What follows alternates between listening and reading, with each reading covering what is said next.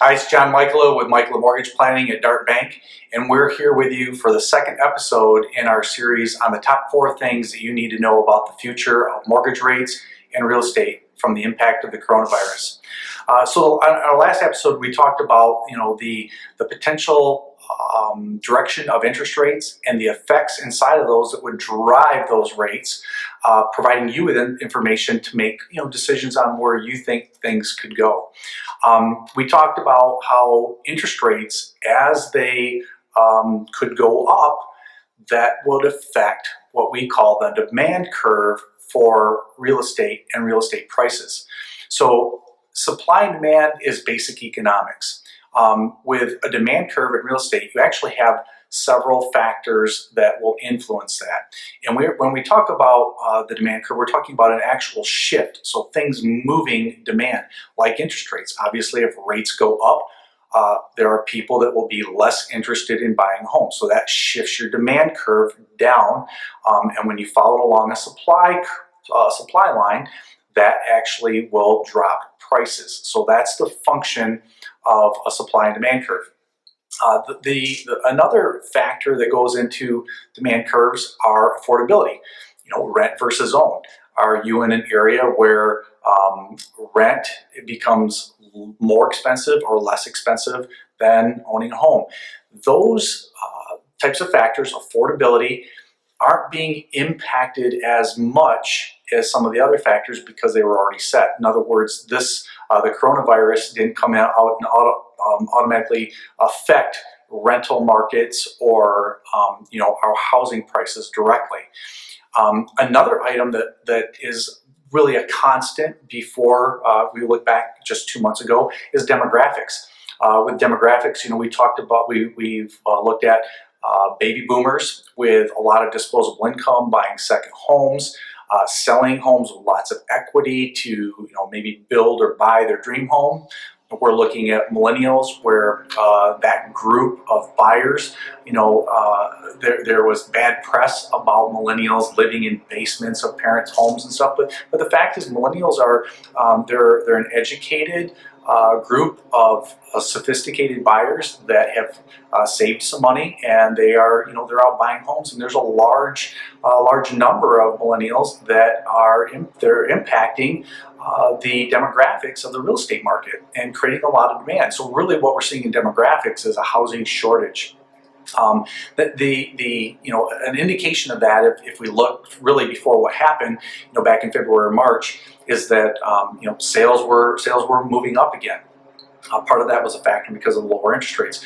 In March, once the coronavirus did take hold, we did see sales drop, but ironically, we also saw listing prices increase, and sales price increase. So that gives kind of an indication of some movements along the demand curve, but also maybe not as many houses being listed on the supply side, keeping prices elevated. Another thing that gets factored into the demand curve is consumer confidence.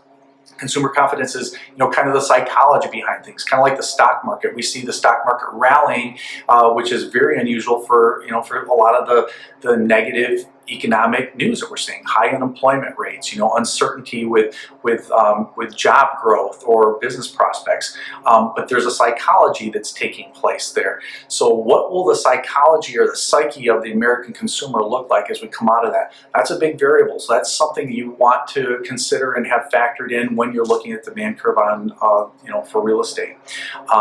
Another one is growth in real income. Obviously, that is a huge variable because we don't know what this is going to look like as far as recovery. We're seeing a lot of temporary layoffs, an all-time high of unemployment claims. And we would love to think and assume that once we recover and we move out of this, that those folks will move back into their jobs and employment. But we don't know that. That's an uncertainty because as we come out of temporary layoffs, there are companies that may be downsizing and moving towards permanent layoffs. Obviously, if that happens, and the longer that takes place to realize, it's going to affect both psychology of the consumer and also the real prospects for growth and income. So what about the supply side? So we know that those things affect the demand curve, and that would shift things out to possibly reduce prices. On the supply side, what would happen?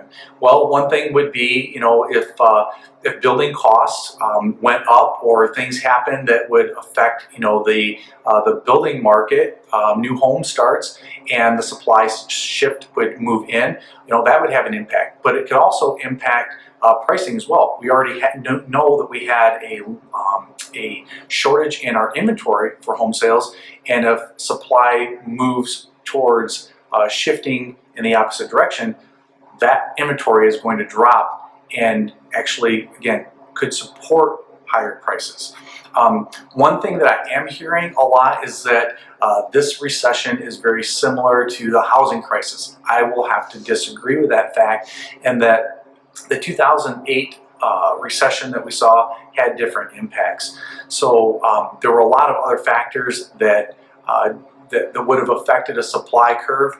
In other words, if you had a massive amount of foreclosures, supply is shifting out, more houses on the market, and of course that would drop prices. But today we're different.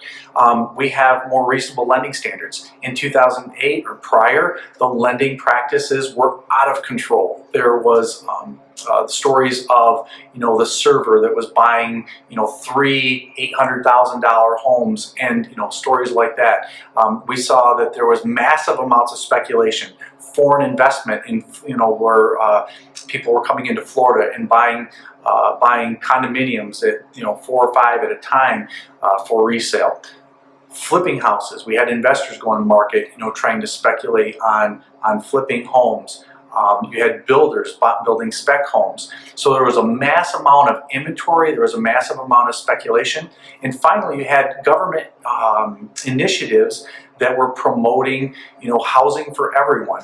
We found, unfortunately, that programs like that, while from a moral and from a standpoint of trying to provide adequate and equal housing to all, that does not work from an economic standpoint, and that there's often high default rates associated with that. So the 2008 crisis had a totally different feel and set of factors than what we're experiencing right now.